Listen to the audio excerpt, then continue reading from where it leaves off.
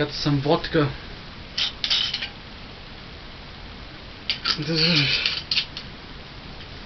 Why do people drink that? It's really gross.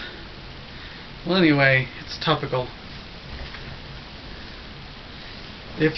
I've noticed that I get more views if I do videos which are topical. So here goes my video on this whole Russia business.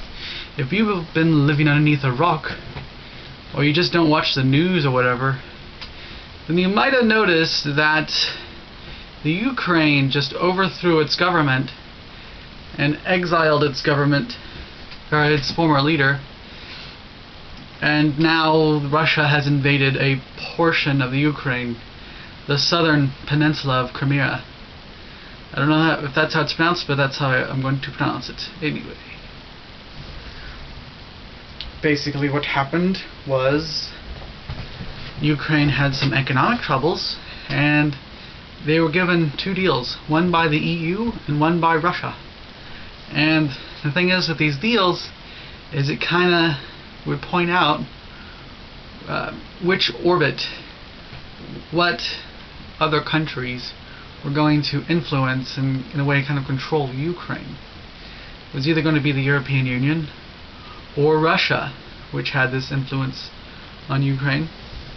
The Yanukovych looked like he was going to go with the EU at first, but then he switched and went with the Russian deal.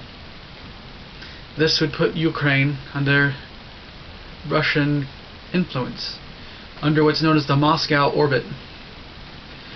The thing is, the Ukrainian people, a large portion of them don't seem to like Russia very much, or at least they don't like the government of Russia. Probably because during the 30s, Stalin kind of starved several million Ukrainians to death in something called the Holodomor. I'll provide links in the description.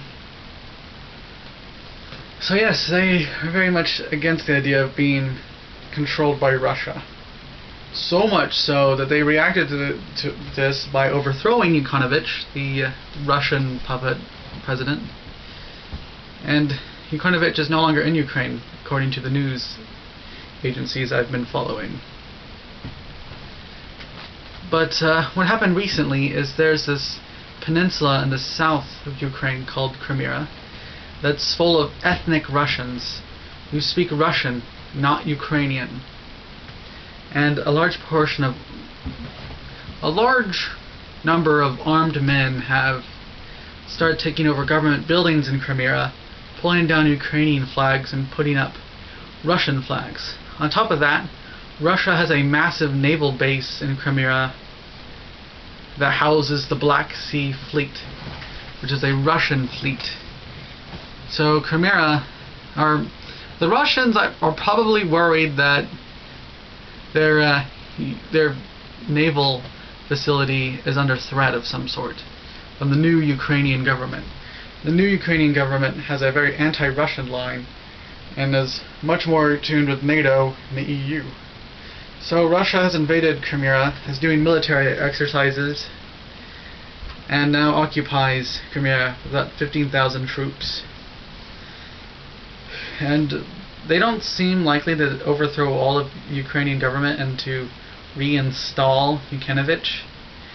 They are holding on to Crimea, which again is mostly Russian instead of mostly Ukrainian. So it seems to me that either Crimea is going to be its independent country with Yanukovych as its leader, or it's just going to be ceded to Russia. Anyway, if that happens, the Ukraine's going to lose access to the Black Sea, or a large portion of its access to the Black Sea. Anyway, I can't fault Putin for sending the Russian military in to take Crimea, or at least being very worried about this, because this is a massive political defeat and geopolitical defeat to the Russian government. They no longer have the Ukraine as a puppet government that they can control.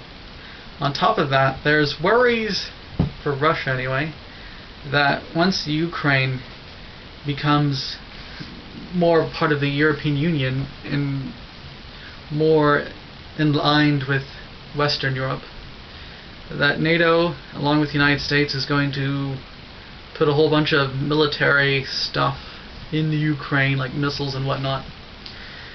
And just let you know, this is speculation based on me being a news hound. And from everything I've read, it seems likely that if Ukraine continues its westward direction politically, that there could be American or Western European military bases in Ukraine, which I don't think Moscow would like that very much. Not that that's necessarily going to happen, but it could happen. And what I mean by that is it seems more likely now that Ukraine has overthrown its Russian puppet government and installed a more Western European Union type government. Also, it should be noted that there's a large population of Muslims in Crimea. They're an ethnic group known as the Tartars. And the Tartars also don't like the Russian government.